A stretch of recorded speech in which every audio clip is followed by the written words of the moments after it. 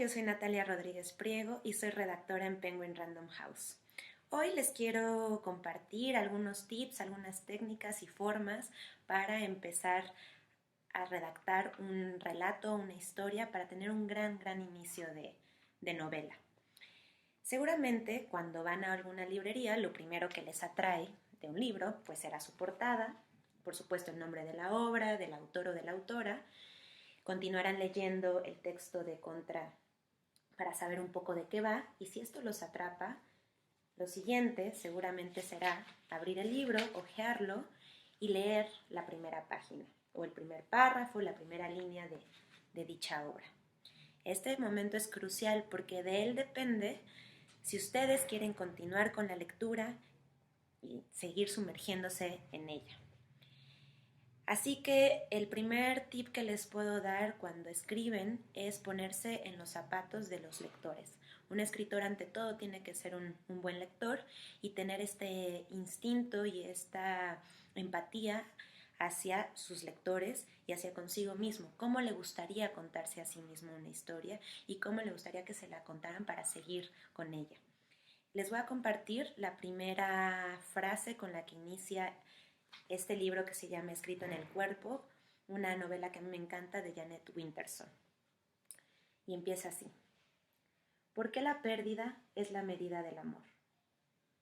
Esta es una frase muy cortita, pero con muchísima fuerza, muy contundente, que por supuesto dices, bueno, ¿y qué pasa? Quiero continuar leyendo. Lo interesante de esta línea es que en ella condensa Janet Winterson la promesa de lo que vendrá después en el libro, de qué va a tratar el libro, del tema, por supuesto, del tono, del ritmo, del ambiente.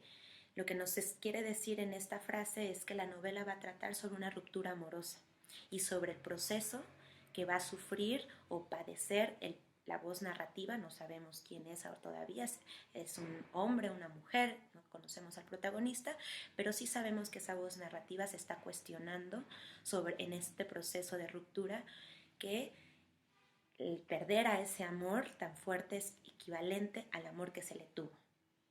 Y todo eso en una sola línea. Este inicio es ejemplo de cómo se inicia con alguna frase, una fuerte o poderosa o una reflexión que invita a hacernos preguntas como lectores para querer resolverlas en el transcurso de la lectura. Otro buen ejemplo de este inicio es el de Orgullo y Prejuicio de Jane Austen, que empieza con una frase contundente, con una afirmación que va así. Es una verdad mundialmente reconocida que un hombre soltero, poseedor de una gran fortuna, necesita una esposa. Nos genera muchas preguntas. ¿Será una verdad absoluta, una verdad mundialmente conocida? Quizás en la época en que Jane Austen escribió Orgullo y Prejuicio, sí, pero ¿y por qué? ¿Y por qué un hombre soltero necesita una esposa? ¿Será la voz narrativa esa esposa o será ese el hombre soltero? En fin, este inicio nos genera preguntas que promueven querer conocer más sobre la obra. Otra técnica muy empleada es la descripción, empezar con la descripción de un lugar, de un personaje, de una acción.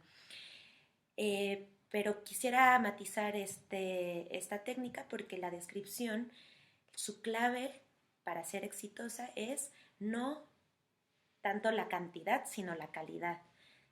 Es decir, a veces se comete el error en una descripción de utilizar muchísimas palabras para abarcar la totalidad de esa descripción y eso no necesariamente es exitoso. Es decir, tenemos que elegir las palabras adecuadas, exactas y precisas que comuniquen ese ambiente que queremos describir a nuestros lectores. Por ejemplo, en un lugar de La Mancha, de cuyo nombre no quiero acordarme, no ha mucho tiempo que vivía un hidalgo de los de lanza en astillero, adarga antigua, rocín flaco y galgo corredor.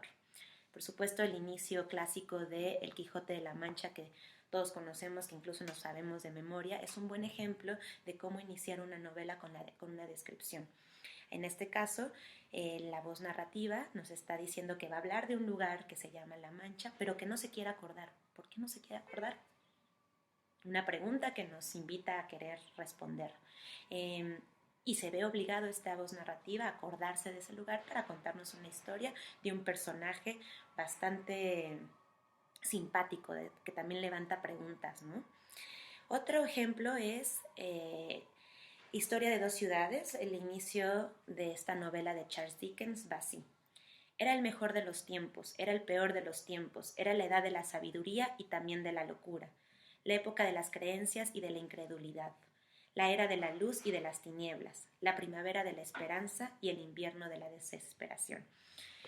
Para mí este inicio es universal y clásico porque bien podríamos aplicarlo a nuestra época que estamos ahorita viviendo, que es una época de incertidumbre, pero que también es una época en la que estamos aprovechando todos los avances tecnológicos y científicos que tenemos para seguirnos comunicando a la distancia a pesar de esta circunstancia. Entonces, este inicio es universal porque es aplicable a muchísimos momentos históricos, incluso al de ahorita que estamos viviendo.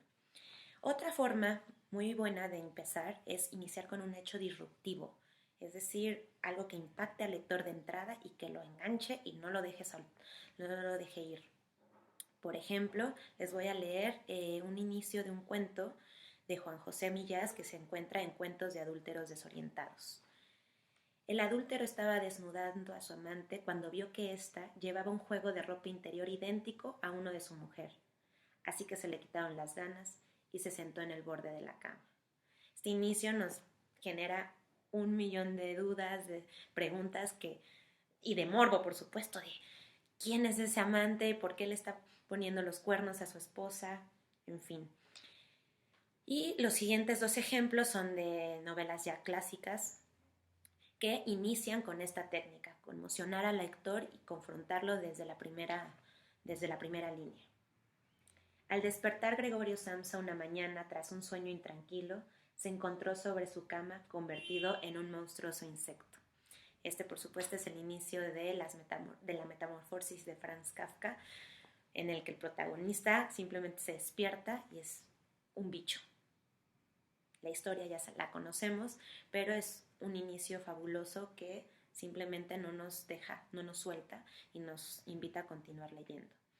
También está el de Pedro Páramo, por supuesto que nos identificamos muchísimo por ser una de las novelas mexicanas más importantes. Y dice, vine a Comala porque me dijeron que acá vivía mi padre, un tal Pedro Páramo. Si se dan cuenta, todos estos ejemplos de inicios de novela que les he compartido tienen en común una cosa, una característica. No importa cómo la técnica que utilicen, si una frase, una reflexión, si una descripción o un suceso impactante, transgresor, sino que todos plantean, no cuentan todo. Es una pruebita de lo que va a venir en la novela y que genera muchísimas preguntas, muchísima expectativa y que por tanto nos invita a querer conocer más, saber más y tener la resolución del conflicto que nos están planteando desde las primeras líneas los autores. Les quiero por último recomendar libros que tenemos en Penguin, donde van a poder encontrar tips y consejos para poder escribir una novela, técnicas de escritura. Hay un libro que a mí me gusta mucho que se llama Mientras escribo, de Stephen King. Es un libro maravilloso en el que Stephen King hace a modo de autobiografía de oficio, nos comparte sus técnicas, sus tips, sus dolores de cabeza a la hora de escribir. También otro libro muy bueno que tenemos en la editorial es Confesiones de un joven novelista de Umberto Eco, en el que al igual que Stephen King, Umberto Eco hace una reflexión sobre las novelas que él ha escrito. Él es teórico de formación, de profesión y después incursionó en la ficción y tiene novelas muy buenas y en este libro hace una reflexión de sus propias ficciones y de sus propias técnicas y nos las comparte a modo de consejos y de tips. También está Cartas a un joven novelista de Mario Vargas Llosa, en el que a modo de epígrafes, a modo de cartas, nos va contando pues cómo es este proceso de escribir para él y para cualquiera otro de los escritores o jóvenes que quisieran incursionar en el mundo de la escritura. Por último, les recomiendo también leer El aprendizaje del escritor de Jorge Luis Borges, en el que se recuperan unas conferencias y pláticas, charlas y apuntes que Borges tenía sobre reflexiones de su propia literatura y sobre la forma en la que él escribía. Espero que estos consejos y estas técnicas les ayuden y que se aventuren a escribir y que le pierdan el miedo a la página en blanco.